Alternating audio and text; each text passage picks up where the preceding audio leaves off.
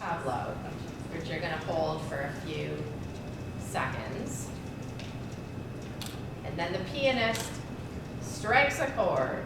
Bong.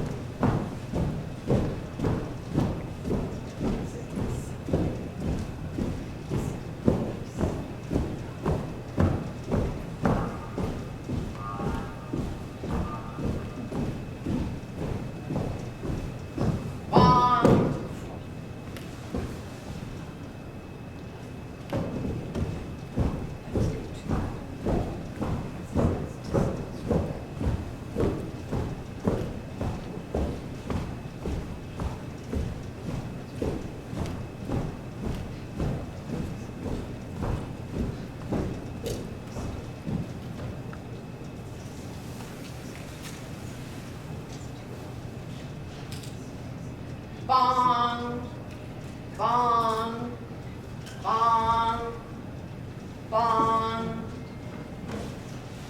bong, bong, bong, bong.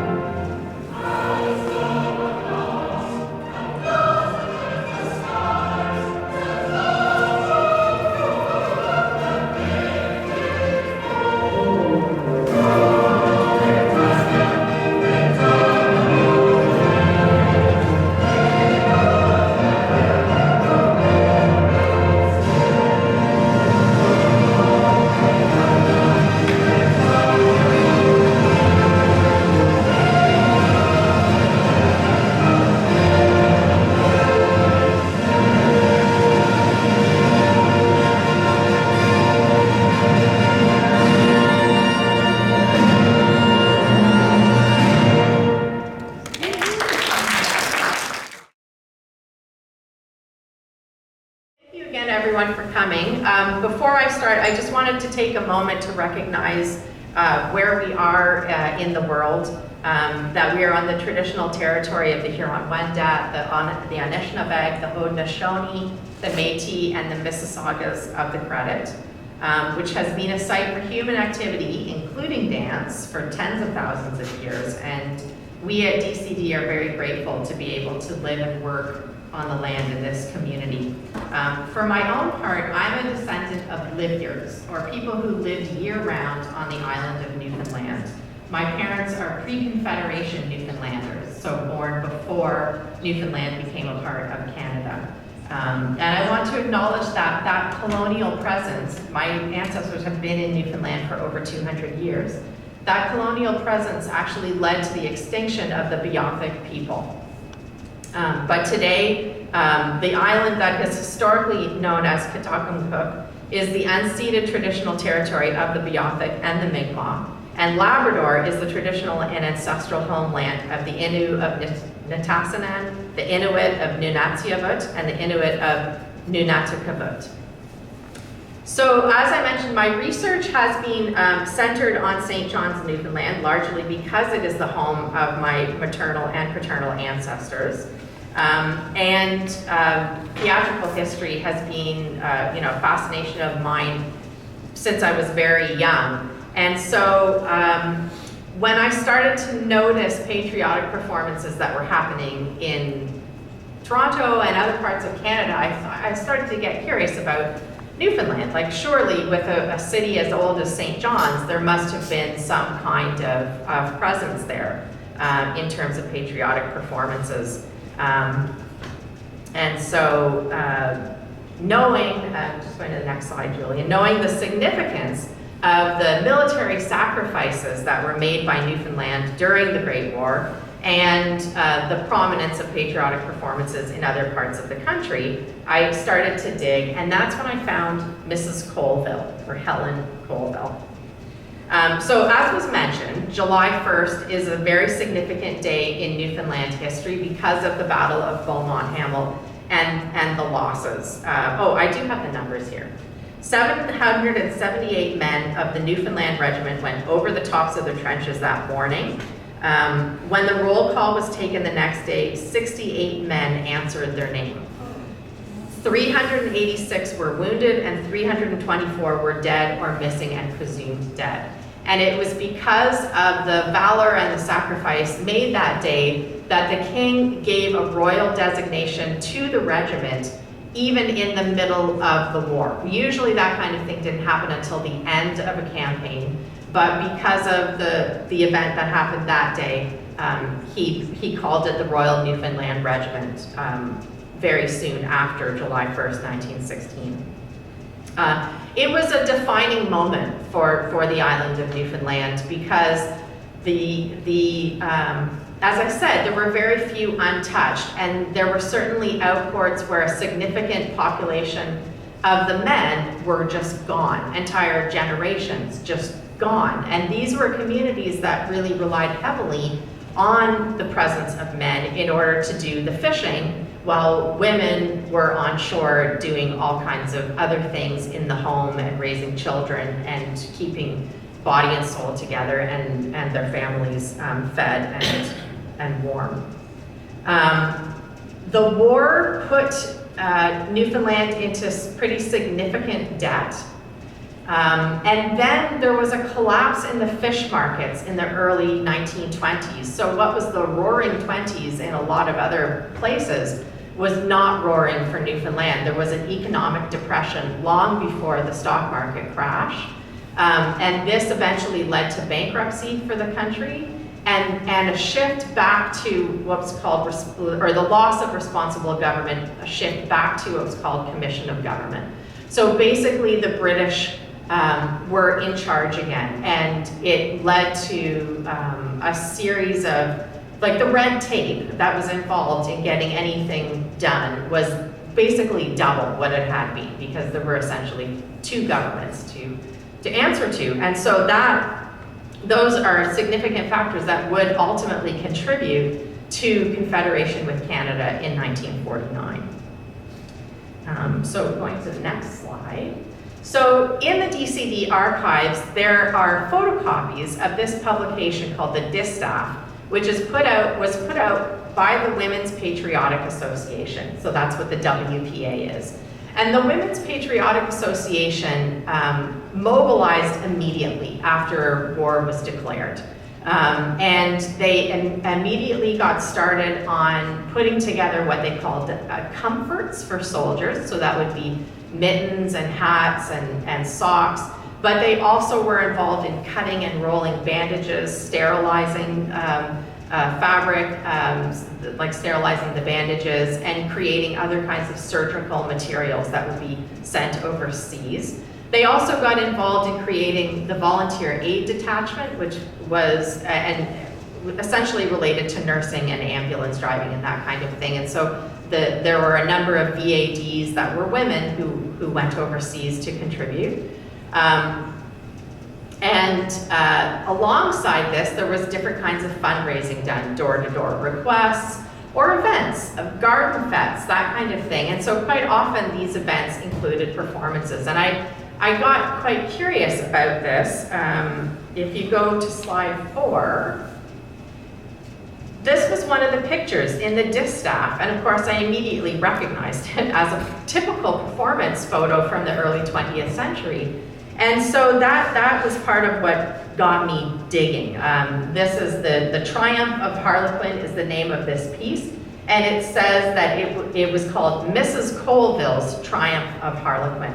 So that's what got me started on trying to find more about this Helen Colville, who's the person on the little bench there, little stool. I also noted the names and started to see more and more of them. There's a Mr. Leonard Reed on the other stool and a Miss Lois Reed as one of the dancers in the center. Reed was the company that ran the railway in Newfoundland, the Reed Railway Company. So that was a significant family socially and economically in the country. When you start doing women's history, you end up doing some genealogy because of the name changes. So in all kinds of searching through the Digital Archives Initiative, which comes out of Memorial University, it's this incredible digital archive that they initiated in the lead up to the centenary of the Battle of Beaumont Hamel. So as I was doing this research, I eventually found this clipping and discovered that Helen Withers was the daughter of John Withers, who happened to be the king's printer. And that way, I had two names to search for. And I found performances going back to 1909 that Helen Withers had performed in, as well as all the patriotic performances as Helen Colville or Mrs. Colville after 1913 when they got married. That's the other problem too with researching women, is that they lose their identity because their first names get dropped, right? She's Mrs. Mansell Colville, not Mrs. Helen Colville, or she's just Mrs. Colville, which the other part of this research that gets to be challenging is because the women's names are dropped off in newspaper clippings, which was a primary source for this research. The proliferation of the same names in Newfoundland or St. John's Society means that you don't know, when it says Miss Eyre, is it Janet Eyre? Is it Ruby Eyre, right? It's like, so you're constantly questioning who it is you're talking about. And for some of these instances, I can't get a firm answer on which Eyre daughter it is or which Baird daughter it is, because the names, one person would migrate and then there would be like a whole family of people of the same name because of island culture, right? People didn't go in and out quite so much. So going to the next slide.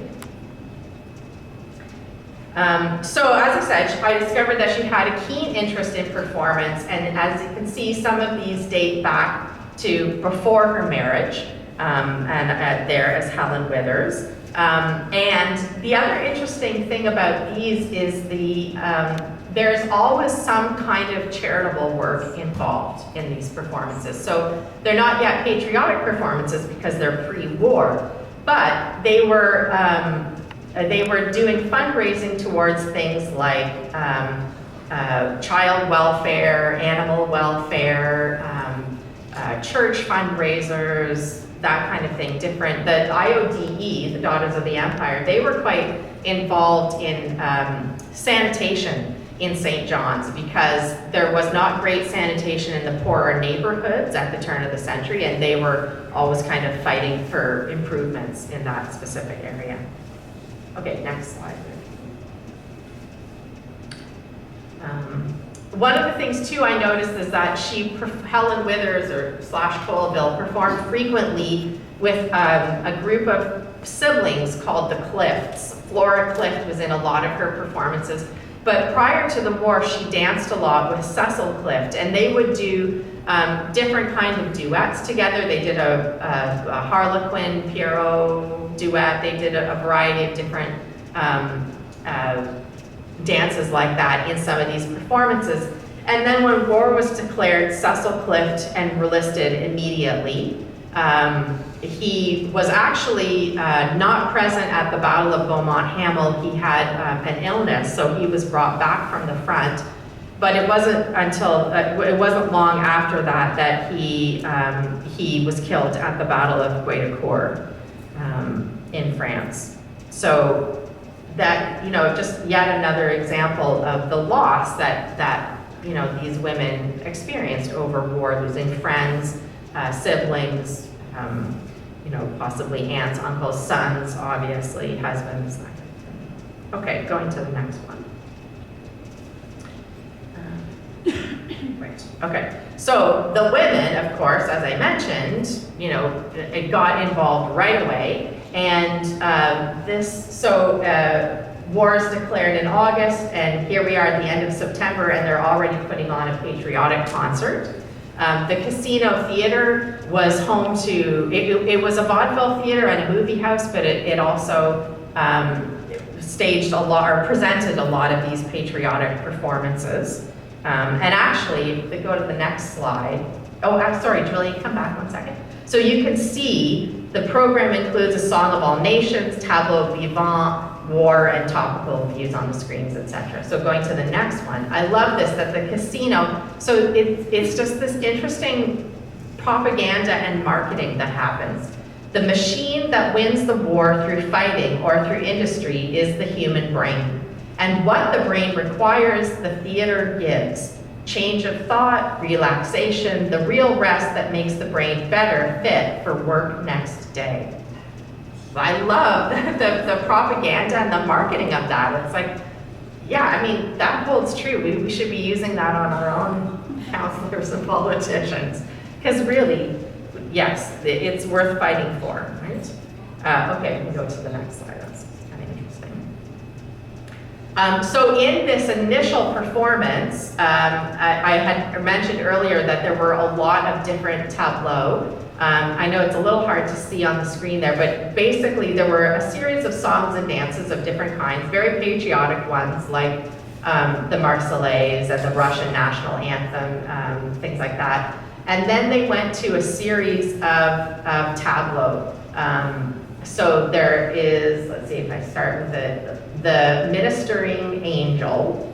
Then the next tableau is called Newfoundland's Offering, which actually has my great-great-uncle Eric in it, Eric Duley. That was kind of neat to see. A tableau, The Hero of the Hour for Belgium. The Triple Entente, which was England, Russia, France. A tableau called The Allies. A tableau called What We Have, We Hold. Another one for Great Britain, which features the character of Britannia. There's one for the British Empire, and then grand finale is Britannia with her allies, colonies, and defenders. So very patriotic, very much playing on those heartstrings of you know, boosting morale, aiding in recruitment. Those were the kinds of goals of some of these patriotic performances. So next slide. Right. So just to talk a little bit about some of the types of performances that happen. So I talked a little bit about this at the end of the demonstration there, but Tableaux vivants were a widespread form of entertainment. This particular picture comes from the Peace Parade that was held in the summer of 1919, because November of 1918 is cold in Newfoundland for parades, so it was held in the summer. Quite often they would include personified concepts, like for example, countries. Like if we go to the next slide. This is the Rossley Kitty Company of St. John's and also Nova Scotia. They toured down to Nova Scotia and New Brunswick quite a bit. But you can see, like here, there's little maple leaves. So that character, that costume is personifying Canada. There's a boy in a tartan, so he's representing Scotland. The Britannia is there with her shield, of course. There's one with stripes that I'm imagining might be the red, white, and blue of France. Hard to know exactly with a black and white photo. But that kind of personification was quite typical in the tableau vivant. And they might accompany music, or they might accompany poetry and elocution, performers, that kind of thing. So going to the next slide. So other movement-based performances of this period that were practiced by a certain class, right? Like we're mostly talking about the upper class of St. John's. Things that were respectable, like physical culture, tableau vivant, and Delsartean expression. And Delsartean expression comes from a French music and drama educator named François Delsarte, who sort of approached the drama education from a more scientific and analytical perspective, and saw human experiences as physical, mental, and emotional, spiritual. So he divided the body into parts that directly related to these different distinctions, and created a system of communicating specific emotions and behaviors. So this is actually from a book in the Dance Collection Danse collection, displaying some of these expressions. So the bottom one is watching, the middle one is vanity, and the one closer to me is ridicule. So these methods were introduced to America in the 1870s by an actor and teacher named Steele MacKay, who had studied with Delsarte in France. And then he had a student back in the United States named Genevieve Stebbins, who helped. The two of them really did the work to disseminate the system in North America. And I did actually find an indication of Stebbins coming to Montreal at one point. So I'm sure there are many other links that we haven't found yet of how the system filtered through Canada. Stebbins was also, did a lot of work on the east coast of the United States, and of course there were frequent boats connecting Newfoundland, St. John's. They would do a run, St. John's, Halifax, New York, Boston, and back again. And that was a frequent travel route. So that's also a way that information can get back and forth between places and start to spread it around. I found accounts of tableau in St. John's dating back to the 1890s for a variety of different purposes, just pure entertainment, but also for benevolent purposes like fundraisers, that kind of thing. Okay, going to the next. So this is Lady Davidson, and she was the wife of the governor of Newfoundland in 1914 when war was declared, and she immediately set up the Women's Patriotic Association. So I mentioned a bit that they, they organized things like the bandage rolling and sock knitting and that kind of thing.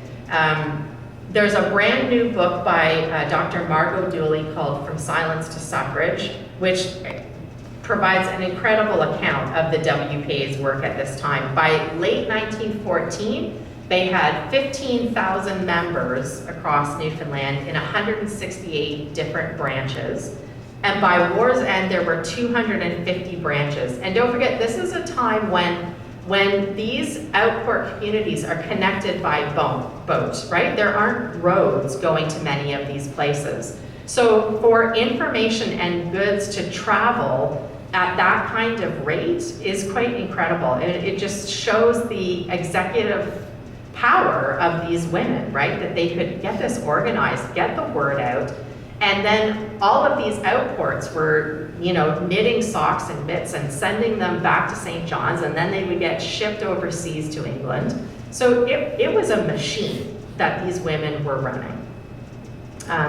Margot Duley writes in her book, the WPA helped to equip the regiment, visit its bereaved, welcome soldiers back, and nurse the sick and wounded both at home and abroad. So Lady Davidson basically turned over sections of Government House to the purposes of the WPA's work. So I think the billiard room was turned into a sewing room or a storage room, I can't remember, but basically different rooms were taken over by the WPA, where they would be cutting fabrics, they would be rolling the bandages, they would be meeting to knit different materials and get everything together. They had a tight organizational system. They had a cutting committee, an examining committee, so they would look at everything to make sure it was up to snuff, an alterations committee in case things needed to be redone in some way, a packing and shipping committee. And through their performances, fetes, and fundraising events, they raised over $280,000, which today would be equivalent to roughly $6 million. This is like 15 to 20,000 women raising that kind of money. It's quite incredible. So going to the next slide. So this is Adeline Browning. And Adeline Browning, her husband John had a major bakery in St. John's, and they had a pretty substantial estate that was called Vigornia, and she would often turn it over for the different garden fetes. So there, I found a lot of crossover between her and Helen Colville, and Mrs. Colville staged a number of performances at the garden fetes, the fundraisers that would take place at Vigornia. But the other thing that Adeline Browning was keen on supporting was the fighting tuberculosis. And she initiated something called Jensen Camp, and it was specifically a place for soldiers to recover from tuberculosis. So they would be sent back from overseas and they could convalesce at Camp Jensen. And she did significant work raising money for that, and so did Mrs. Colville. There was one report in 1918 where she had raised $410 from patriotic performances towards Jensen Camp. Okay, going to the next slide.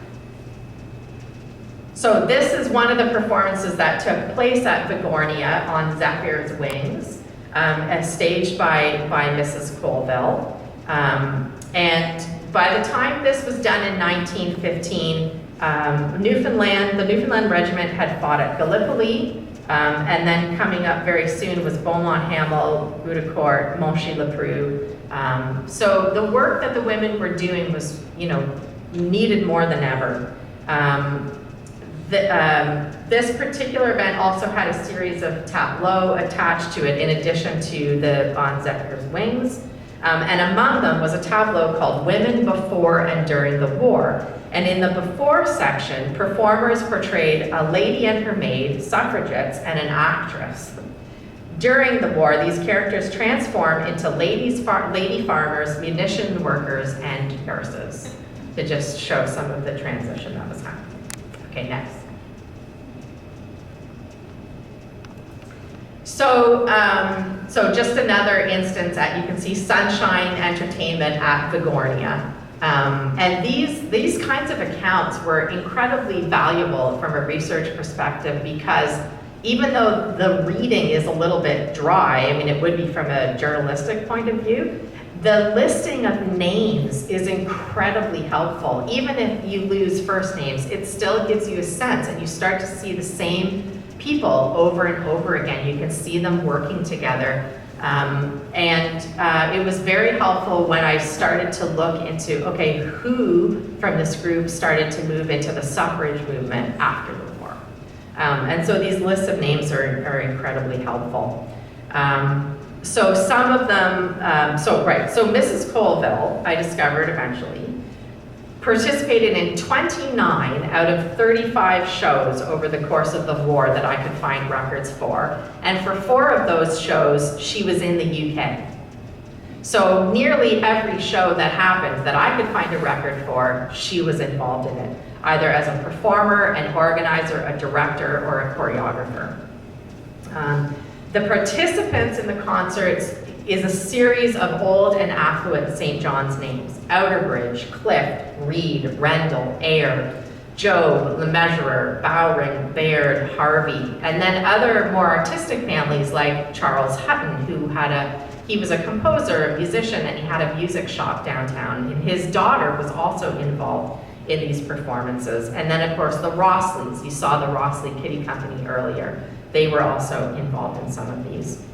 By February of 1918, I found a clipping that showed that Mrs. Colville was advertising for a nurse to look after a young child. So clearly she and her husband had had a baby by then. And then by war's end, they seem to have moved to England. And her husband was a lieutenant in the Royal Navy. It's conceivable that his career path took them back to England. And there was, of course, still a very tight connection between Newfoundland and England because of migration and just that, especially with the Protestant community, that deep, deep connection to the mother country, right, to the motherland. So as I mentioned, I found indications of rural Britannia in 1917. I can't be 100% positive it's exactly the same as the instruction manual that we have at Dance Collection Danse, which is in one of those display cases behind you if you want to look at later. But it's conceivable that it is the same one. It was published here in 1917, so it would have been new and making the rounds. So it's quite possible that it is the same one. The other part of this research has involved another reenactment, and that is the reenactment of a soldier's sock, of knitting a soldier's sock, which is also in one of the exhibit cases over there. So one of the things that I found at the rooms was a copy of the 1914 instruction manual issued by the Women's Patriotic Association to provide the instructions for knitting socks, making shirts, knitting mitts and hats and other comfort items. And so I took this and started, I'm both a knitter and someone from the dance world, so I was really keen on how these two things put together, and why does one group of women want to perform where another group of women wants to basically perform traditional domestic tasks. For me, the act of knitting is a meditation. I do it every day. It's also creative. I have designed some of my own patterns. So for me, the two things are very deeply connected, these two aspects of my life, creative and historical and knitting and dance. It's all intertwined for me, but it was really interesting to go back into this 1914 instruction manual, because one of the things that was most clear was the common knowledge that must have existed from one woman to another. So for example, in knitting, at the top of a pattern, you're usually told the gauge. It tells you how many stitches to cast on to make 4 inches and how many rows to knit to make a 4-inch square. And that gauge is really important in terms of determining your size, right? If you have more or less stitches, you're not going to wind up with the right size of garment. This had no mention of gauge. It didn't tell you what weight of yarn, right? So there are different weights of yarns. Fingering is quite thin. Most socks are made out of fingering. Double knit or DK is a little heavier. That's the sweater I'm wearing is DK. Worsted is much thicker. In fact, the mittens. There actually. Oh, yes. Yes, all those mittens. I'll take all of them. So these mittens are knitted on a worsted weight. This is my set of mittens. These are what are called Newfoundland trigger mitts. So they have an index finger so that you can fire your rifle when you're hunting, or handle your gaff better if you're sealing. And these are Josh's mittens, or gloves rather. So, and again, they're knit with what's called salt and pepper, where you have the dark and the light combined. And basically with salt and pepper, you're constantly overlapping the yarn in the back, which makes a much warmer, wind-tight mitten. So these are traditional patterns from Newfoundland. So anyhow, there was a lot of assumed knowledge in these patterns about the type of yarn you should be using and the gauge of the yarn and so on. And so I had to kind of muddle my way through. It is a much bigger sock than I imagined it would be. I think it's going to make an excellent Christmas stocking for someone. But it's really interesting to see that and know that like just like in dance, that oral transmission of domestic work, of what's called distaff work, is passed on from one woman to another. Okay, going to the next slide. Yeah, so here is the example of where I found rural Britannia at St. Bon's College, which is right down near the rooms. If you ever visit St. John's and you go to the rooms, the big school nearby is St. Bon's College. And that is the cover that you'll see if you have a look in the exhibit case back there. Okay, going to the next slide. Right. So by the end of the war, women had really proven their public worth. Margot Duley writes, by the time the war ended, thanks to the work of the Women's Patriotic Association, suffragists could point to the tangible public value of women's work and demand the vote both as a symbol of women's equality and as a method of improving social conditions. And as I mentioned, the WPA worked with the IODE, or the Imperial Order of Daughters of the Empire, the Women's Christian Temperance Union, the Girl Guides, and others, and created the Women's Franchise League. And that is the organizing group that advocated for enfranchisement for women. But the combined charitable work of all of these different organizations focused on issues like inadequate sanitation, especially in poorer neighborhoods, maternal health, child welfare, animal welfare, education, alcohol regulations. And so between all of them, they were really hitting progressive aspects of society, the sort of social safety net that we have today. These were the concerns that these different women's groups had.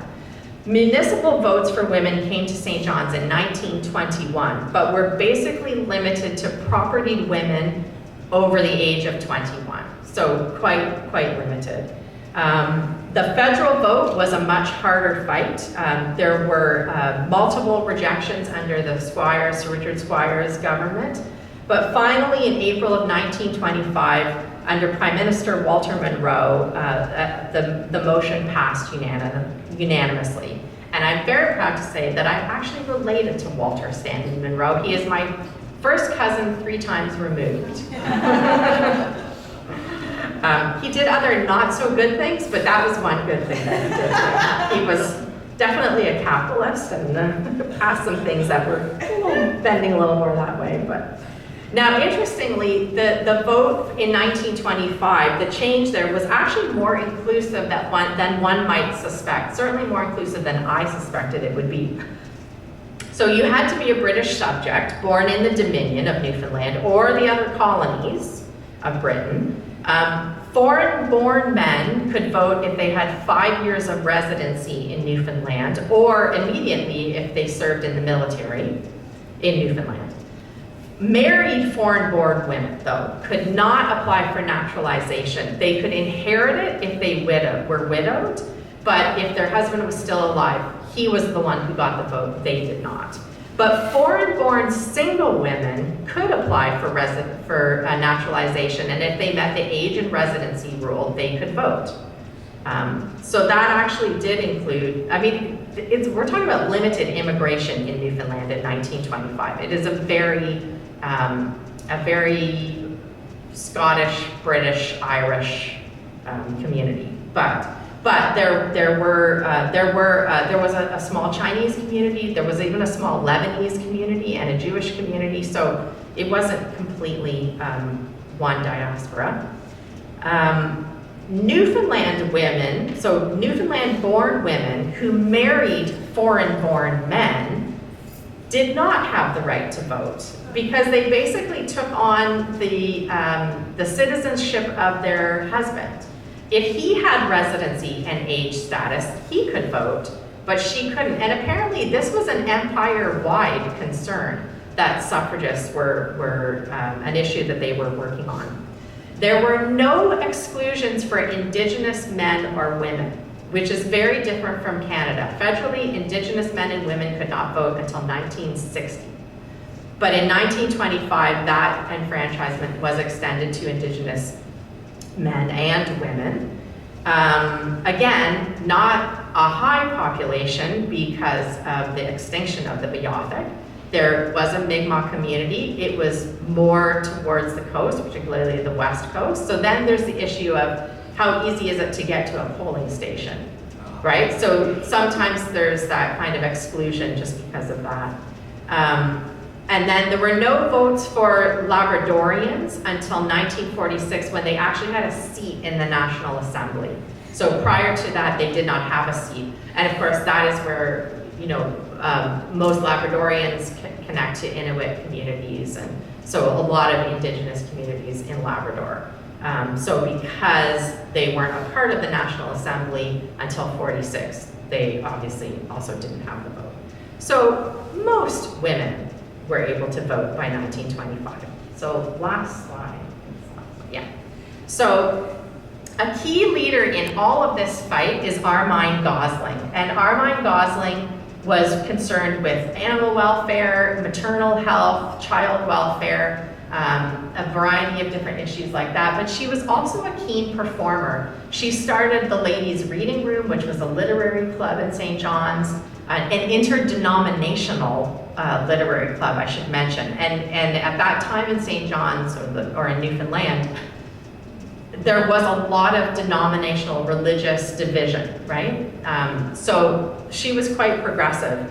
But she really led the fight. She played a major role in the Women's Patriotic Association, and she also performed frequently with Mrs. Colville in different kinds of theatrical events. There were other women too who I also saw in the performance accounts. Mabel LeMeasurer, who was the editor of the Distaff, was a performer. Then the names like Eyre, Goodridge, LeMeasurer, Clift, Rendell, Hutton, Winter, they were all women involved in the suffrage movement and names that I did see in the performances.